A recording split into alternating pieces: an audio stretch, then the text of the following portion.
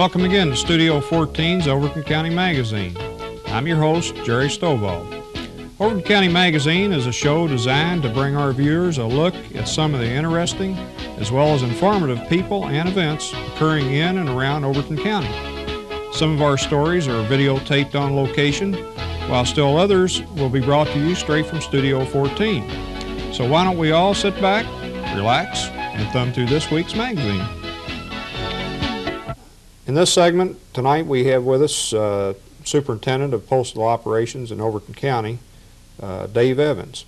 And we thought we'd have Dave in here tonight to talk a little bit about our post office and some of its facilities, services, and just generally anything about it. How you doing, Dave? Fine, Jerry. I thank you for giving me this opportunity to talk with you and the people of Livingston and Overton County about some of the mail services that we have available here in Livingston. Okay, well let's start off and find out a little bit about our post office. What do we have here? Okay, here in Livingston you have a first-class post office. It's CAG-G, which is a cost ascertainment code. We employ 19 personnel.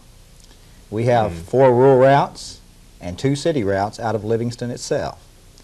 We also have 4 highway contract routes serving 11 other post offices in the area.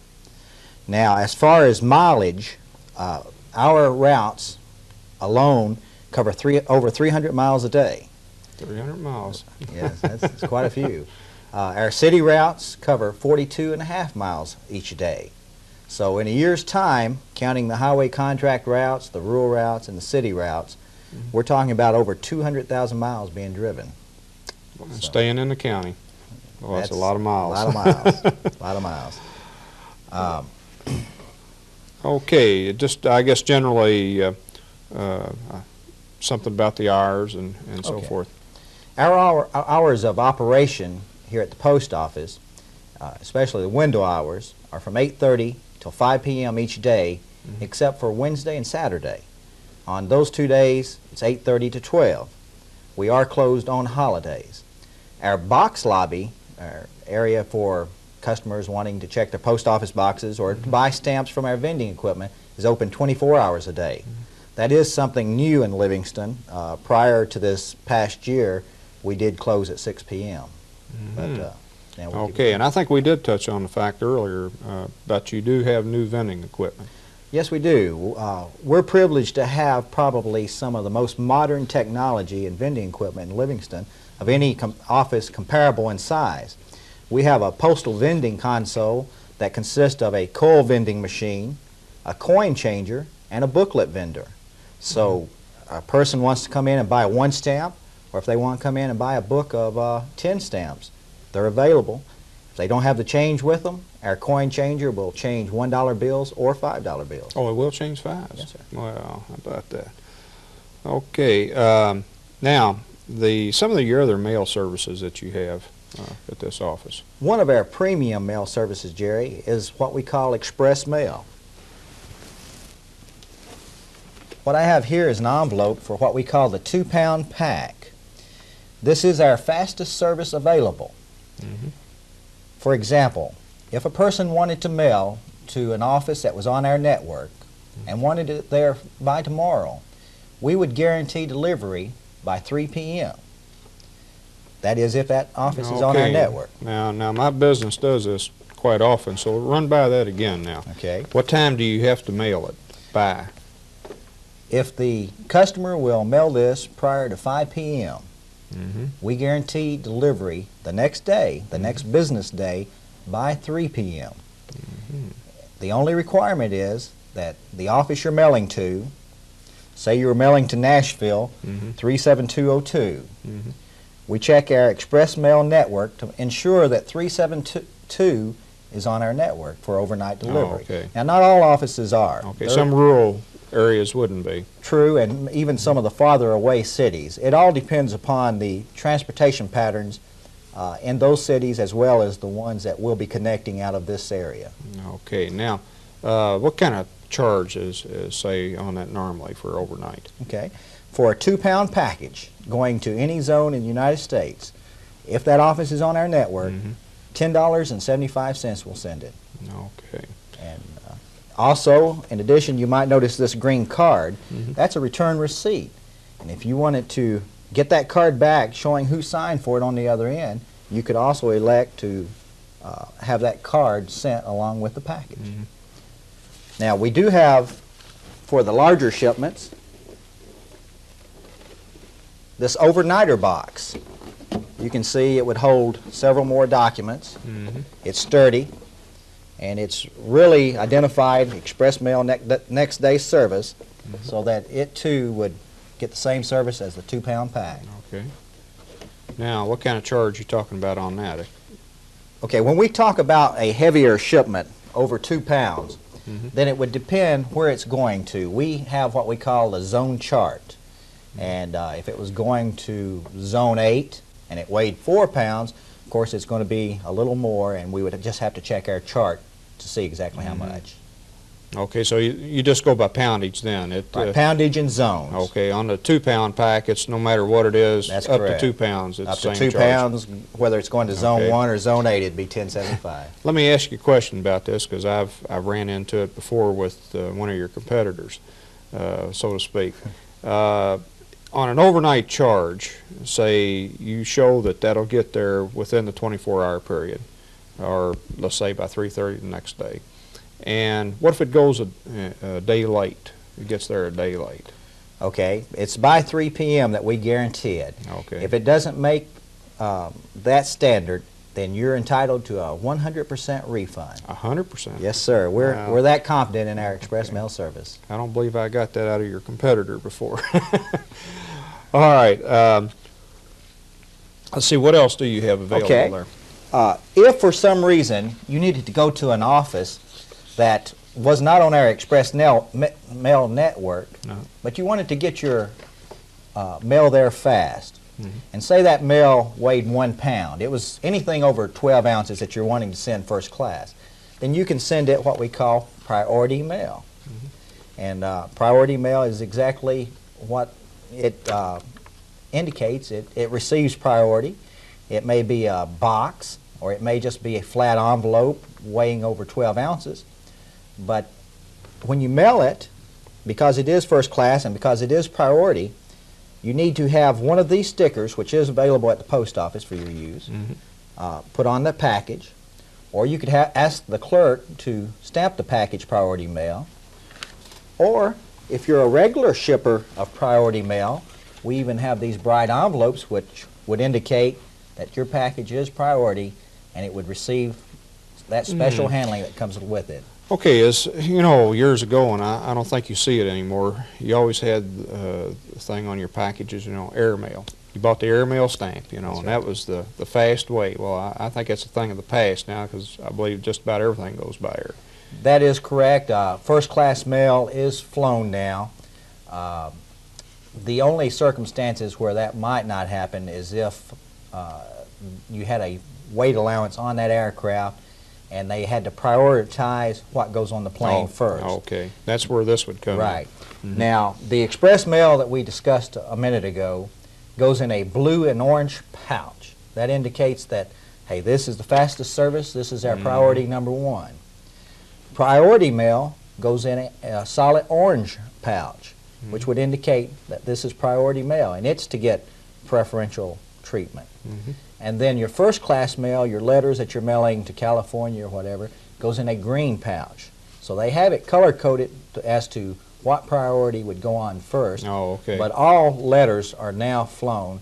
So the airmail, as you call it, is a thing of past for domestic use for the United States. Now, you do still have airmail for overseas, like to Germany or the other countries. Okay. All right. Now, let's see. I believe you have, what's the forwarding mail? Forwarding mail. That's a question that is good. I'm glad you asked it, because it's if you've moved recently, or if you know people that have moved, you're concerned as to, well, will I get all my mail when I move? Well, the Postal Service policy on forwarding mail is that all first-class mail is forwarded for 12 months, 1 year. All right, after that 12-month period, from month 13 through 18, any first-class mail would have the correct address put on it and sent back to the mailer so that he would have your correct information. Okay. The ideal there is you've had 12 months to notify them. From months 13 through 18, we'll notify them. So hopefully after the 18-month period, your mail will be coming to you at your new address with the proper address on it. Okay. Now, I do have a son in the Air Force right now, and he has moved a few times, and that's been a problem.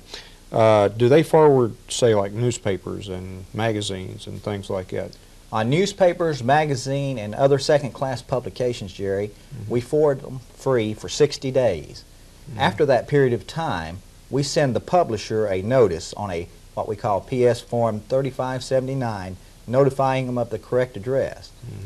Then, if for some reason the publisher does not take action to get that new address on that publication, then you may experience a lapse of a month or two in getting your magazines or newspapers. Okay, you send those back, or you just dead letter them? Well, after we send the publisher the notice one time, they are discarded. Okay. All right. Now, the addressing and packaging. I think you had something on that. Yes, I did, Jerry. Addressing is a very important aspect in the mail service. What I would encourage everyone to do is, whether you're mailing a letter or a package, is to make sure your return address is on there, number one. And then number two, the address that you're mailing it to at the destinating office, please ensure that it's a complete address, including the street, the city, the state, and the zip code. And that it is legible, because it can cause a problem and even delay the mail if it's not legible or if the address is smeared or we can't read it. Now, one thing I would recommend on packages is to be sure that you put your address inside the package as well as on the outside. That way, if for some reason the address got smeared, say you wrote it with a ballpoint pen or a felt tip that got smeared because it got a little rain on it, or if you used an address label which might have come ungummed and came off, then we can still identify who the package was going to, and they get the package. Okay. All right. Yeah, I can see. I think some of the other services do require that you have a packing list inside of the box, say on a package, to ensure that if it does come off, they can rectify that. Now, you have special services available. Yes, we do. We have several, and I'd like to just pinpoint some of the more used ones tonight. One is the cash receipt.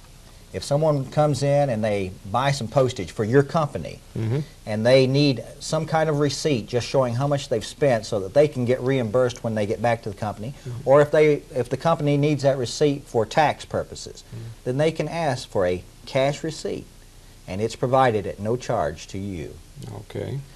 Another service is a certificate of mailing. This certificate of mailing just shows evidence of mailing that piece of mail. It costs 45 cents, and it is round dated with our stamp, and some people prefer that just as evidence that they mail something.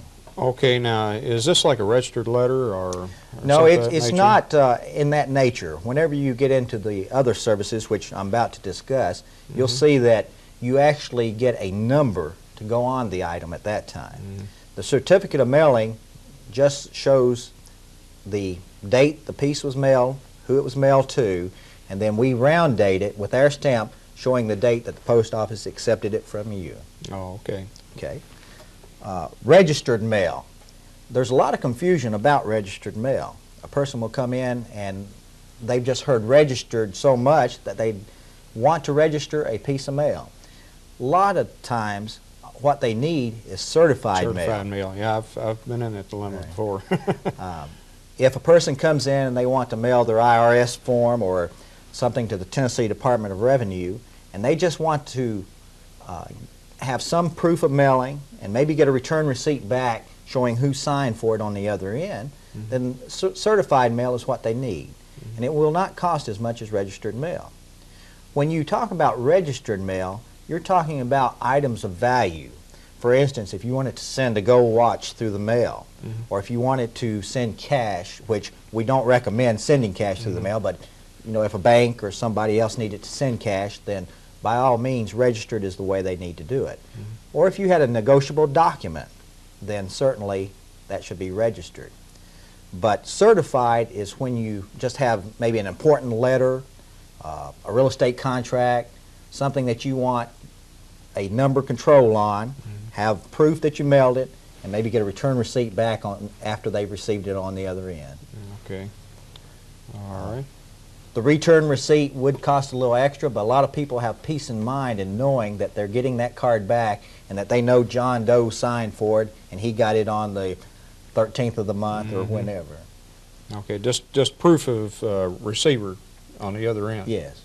Okay. And you'd have something to refer to if you were dealing with that company, and say the person on the other end calls you and says, hey, I didn't get that document. And you say, well, John Doe of your company signed for it on the 13th. Oh, okay, no problem. I'll talk to John about it. Right, okay. Insurance is another service that we have available. It's a very good service if you wish to send something through the mail of value. You can insure a package up to $500. And a lot of people might be sending clothes or a coat to their granddaughter at Christmas time.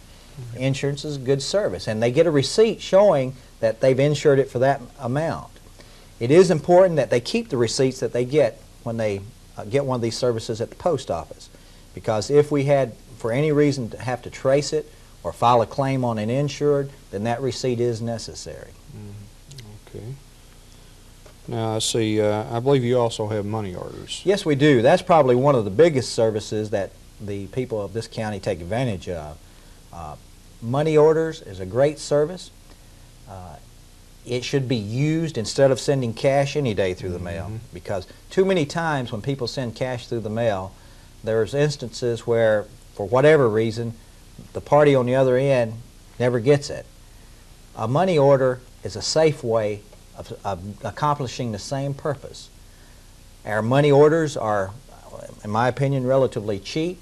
You can purchase one up to $25 for 75 cents. We do write them up to $700. So anything from a $25 and a penny up to $700 will only cost you $1. Okay. So it is a safe and really economical way to send that money through the mail. Yeah, like you say, it's better than sending cash. By all means. Okay, now that brings us into something else now, mail fraud and mail problems of sorts. How do y'all stand on that? Okay. Obviously, ordering merchandise through the mail is a good way for many people that do not have access to the stores, or it might save you time if you want to order something through the mail. Or maybe that item's only available at a faraway place and you want to order it. That is good. But there may be times when you order something and you feel like that you have become a victim of what we call mail fraud, or misrepresentation. So it frustrates you as a mailer or as a customer of a mail order franchise, and you're wondering, what can I do? You know, I've ordered that 6 months ago and I still haven't received it. One thing you could do is contact your local postmaster, who will refer the case to the postal inspector, which in our case is in Nashville. Another thing you can do, I have an address that you can write to, and that is the Consumer Advocate, U.S. Postal Service, Washington, D.C. The zip code 20260-6320. Let me say that again. You can write the Consumer Advocate, U.S. Postal Service, Washington, D.C., 20260-6320. And I would encourage anyone that feels that they've been a victim of mail fraud to either contact the postmaster or to write this address that I've just given. Okay, now I always was under the understanding that normally the time that the Postal Service got into it is when you received an offer by the mail. But now what you're saying is just if you pay for it through the mails and you don't get it back. Jerry, there's various things that come through the mail. one is a chain letter where they promise you something if you do thus and so. Right. Another thing is mail fraud is more like when you order something and you either don't get it but they kept your money, or you get it and you find out it's not what you really ordered or what they led you to believe you were getting. Okay. So that's really the difference there. Okay. What other kind of problems do you have with in the mail? Well, we have problems of lost mail, damaged mail. We have inquiries wanting to trace mail. There's just numerous problems with changes of address. Maybe a family splits up and part of the mail goes one place, part of it the other. All of these things we deal with on a daily basis, and we really do have a sincere desire here in Livingston to help people that do have mail problems. And I know sometimes when the people come in to see us, they're frustrated already. Maybe they don't feel like we're doing all we can to help them, but we try to, within the realm of the Postal Service regulations, to help them to the best of our ability, and we do, and we would like to see them satisfied with what we do. Some of it is out of our control. People come in and say, well, I mailed this yesterday in Livingston and they didn't get it in Cookeville today. Well, I assure you that mail goes out once a day in Livingston, and if it's deposited by 5 p.m., either in the chute out front or in the lobby chute inside the post office, that it went off that day. And again, I'm not trying to place the blame on other post offices by any means, but hopefully we have done our part, and I know we constantly review to ensure that we're handling it the best we can to get out of our office in a timely manner so that it can be delivered the following day in the area. Okay. Now, you have other services available. I know I've had people I've known before that collected stamps, and they could get a block of stamps from the post office. It seems to me like it'd be a headache to you. But now, do you all encourage this? Well, at one time, plate blocks, as we call it, that's taking that block of new stamps that's got the numbers on the sheet, and was a practice of the Postal Service. We would save them for collectors. Collectors would frequently come by and ask if they could see our newest stamps and collect those plate blocks. Obviously, that can be time-consuming. Right. It can be also tie up your stamp stock for quite a while. We do not discourage it. If we have a stamp available and it's got a plate block and you want to buy those 4 stamps with that number on it, I wouldn't hesitate in a minute to sell you that. But we do have to turn our inventory over. So if a stamp was issued the end of January and say we had 500 or 1,000 of those special stamps, and they were sold out when you came in March, obviously you're not going to get that plate block or any of the commemorative stamps. But we do encourage stamp collecting, and I'm glad to show you any stamp that we have available at any time that you come in during our hours of operation. Okay. All right. What other kind of services do you have? Okay, a lot of our services, I guess people take for granted. We have them for the convenience of the customer. For example, personal checks. If you wanted to come in and buy some stamps from me, I would take your check. I might, if I didn't know you, I might ask for a couple of identifications, but I would take your checks. In fact, I take personal checks for anything except money orders. We are not allowed to, by regulation, to take a check for a money order because it's like exchanging cash for cash. Yeah, they could send the check anyway. Yeah. Exactly. Another service that we have there is postage meter settings. A lot of the businesses find it more convenient to use postage meters to run this imprint of postage and put on the letter so that when they get to the post office all they have to do is drop it in rather than licking the stamps. So from time to time we do set those postage meters, putting $200 or whatever amount they request in them so that they can have the convenience of mailing right there from the office with the postage and everything. Okay, now you rent these machines, is that what it is? We do not. Pitney Bowes does. Oh, okay. Well, I say Pitney Bowes. I shouldn't limit it just to Pitney Bowes, but I think probably they are one of the more common manufacturers up in this area that does lease these machines to businesses. There are other companies like Frieden and others. Okay, so you say you set them? Yes, by setting them, I mean when they bring them in and say they've only got $9 worth of postage left in the machine and they want to buy $200 more.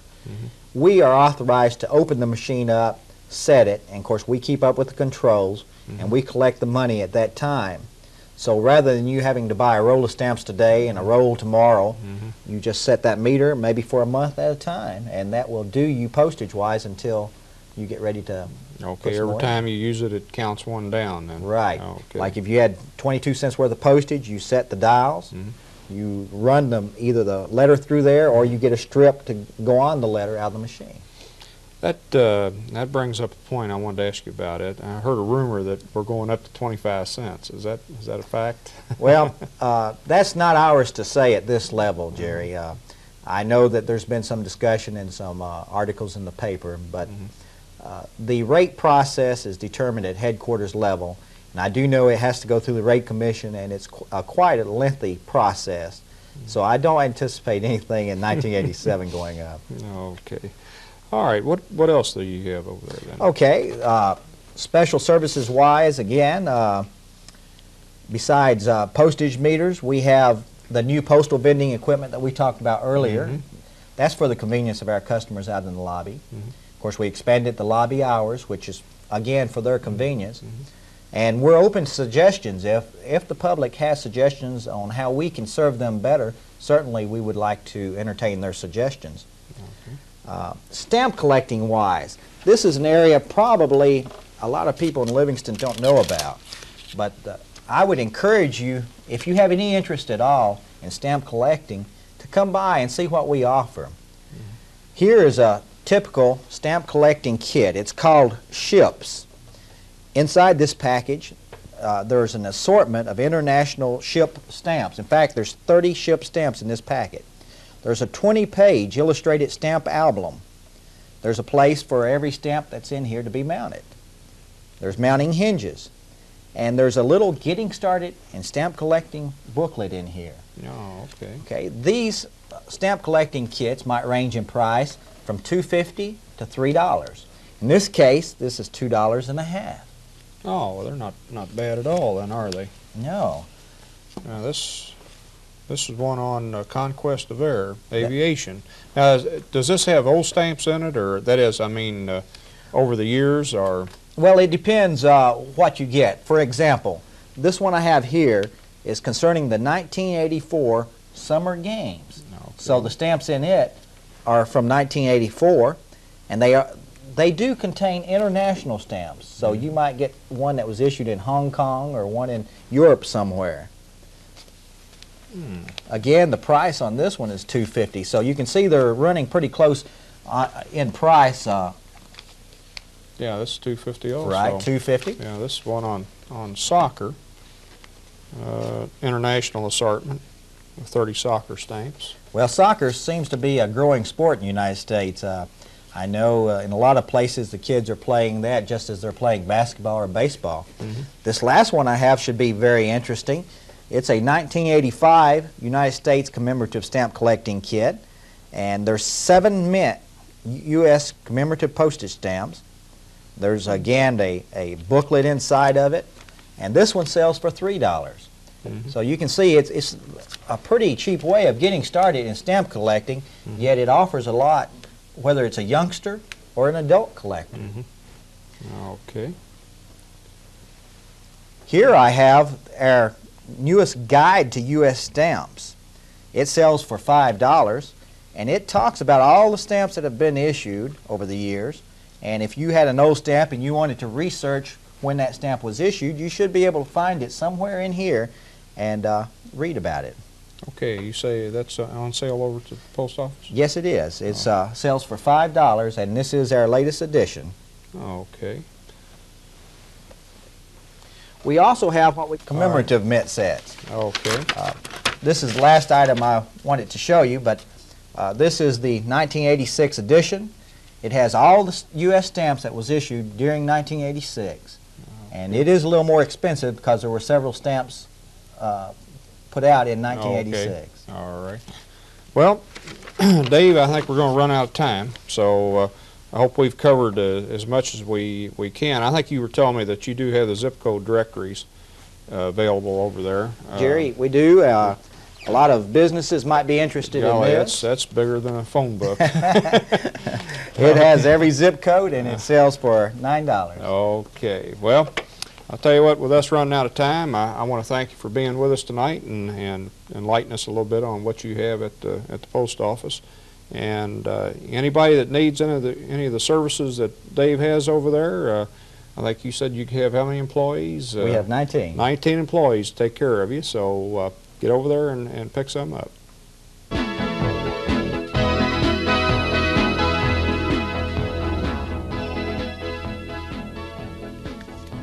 I would like to thank everyone for watching tonight. We hope that you have enjoyed our magazine, and be sure and tune us in next time. We would also like to invite you to send us your comments and ideas for future shows. This is Jerry Stovall saying thank you and good night.